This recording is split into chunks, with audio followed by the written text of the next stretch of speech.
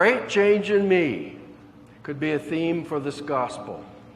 It comes from the Gospel of Luke.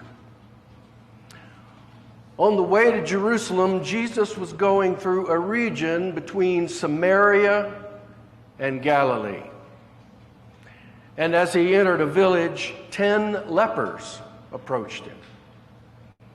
And keeping their distance, they cried, "Jesus, Master, have mercy on us."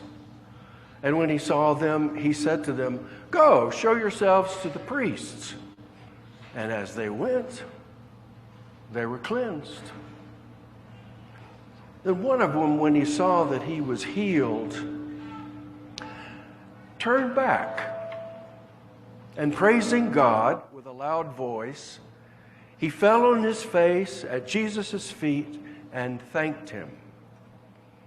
Now he was a Samaritan.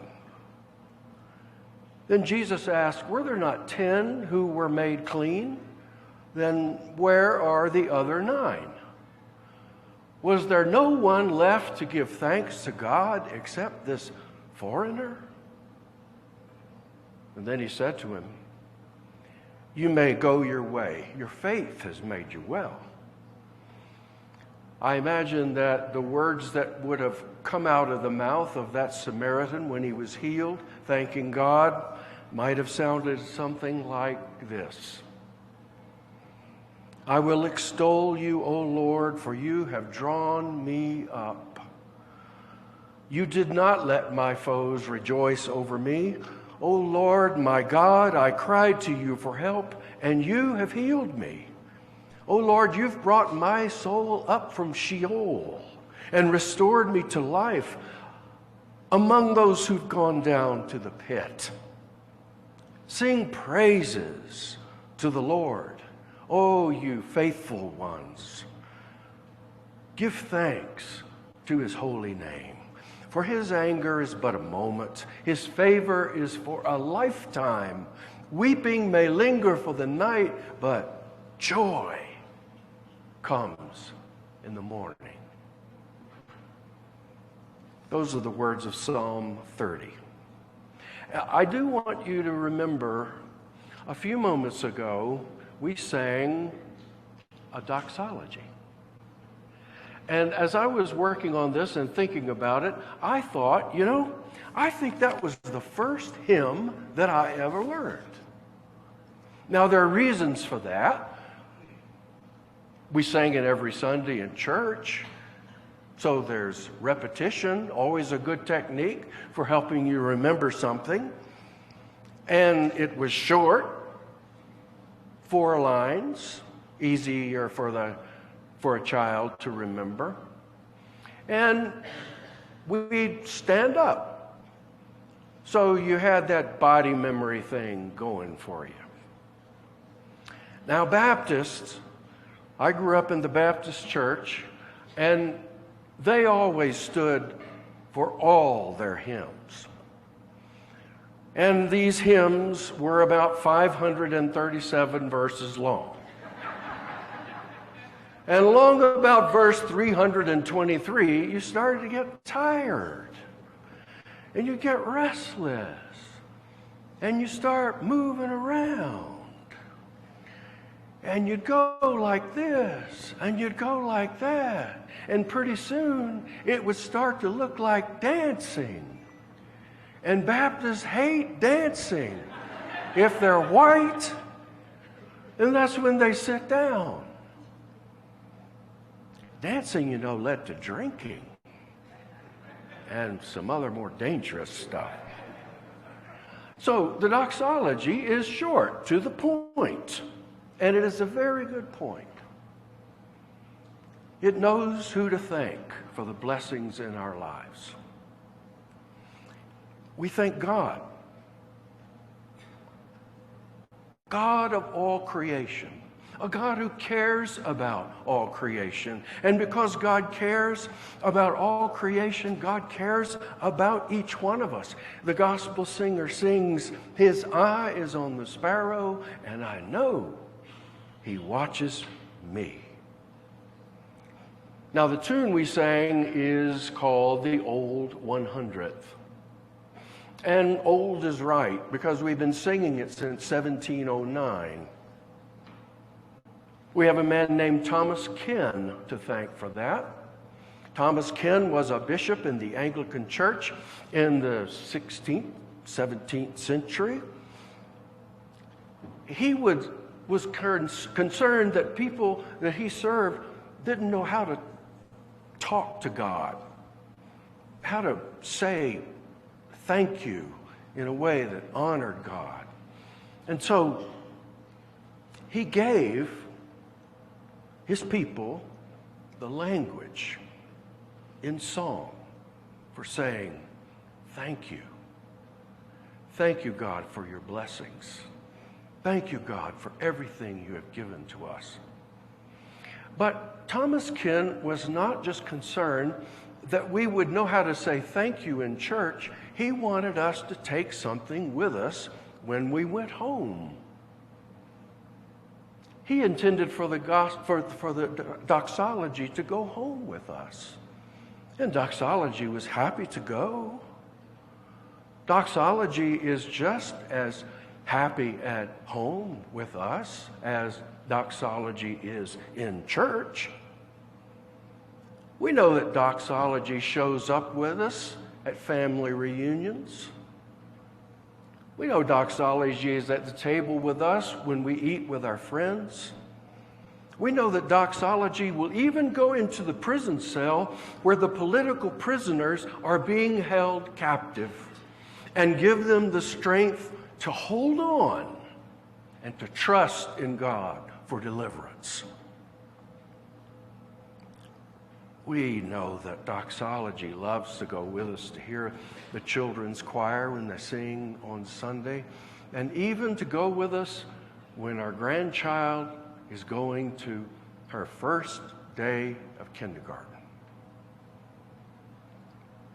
I happen to know that people come to music festivals like this because they know doxology will be there. And I also know that it's easy to lose doxology in the crowd. For many years, those of you that know me know that I taught in theological schools and divinity schools, seminaries to would-be ministers. And if you ever would think that doxology would be at home, it would be in a classroom where there's a lot of God talk. But you know, also in those classrooms, we would hear about all the evil and the entrenched injustice in the world, and even the problems of ministry. And soon enough, if you weren't careful, the minister would throw up her hands, not in praise, but in resignation, and say, I give up. And doxology would lose another singer. I know a few churches that have lost their doxology. There aren't enough people to sing in the choir. God knows where the young people are. The baptismal font stays empty, or the baptismal pool stays empty, and the font gathers dust over in the corner. It's too hard to take care of the old building anymore. And soon doxology loses its place in the order of worship. We just forget to include it. But the hymns start to sound like dirges. But here's the thing. Just when you think that you have lost your doxology, doxology is looking for you. That character in the biblical story I read just a few moments ago, if you would look at that character, you would think, now there's someone that's lost a doxology. There's someone that's out of reach of God's love, because in that world, in Jesus' world, there was no one more miserable than a leper.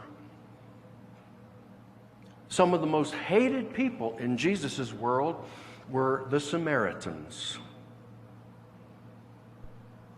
And yet, there on that road that Jesus was taking to Jerusalem, an old road, well-traveled road, a road that went through the border of Samaria and Galilee, two feuding people.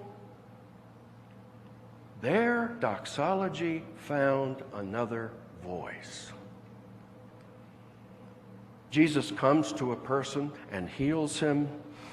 And yet, when Jesus says, was there no one left to come and thank God except this foreigner? Where are the 9? It seemed like the 9 had lost their doxology.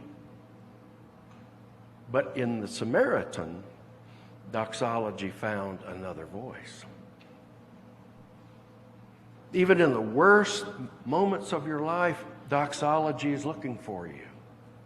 Take Roberta Martin, for example. She was a church musician in an African American church in Chicago, and she was so full of praise and thanks and blessing in her life that she enlisted some other folks to be a part of a group that would go around singing praise and thanks to God. They were called the Roberta Martin Singers, and they sang songs, praise songs, with titles like Grace and Hold the Light and There Is No Failure in God. But when Roberta Martin found out that she had stage 4 cancer, she thought she'd lost her doxology for good. But doxology found her and gave her the strength, in spite of her illness, to set a whole new tune to the old 100th. And that tune lives in the National Baptist Hymnal today. You can even hear it on YouTube.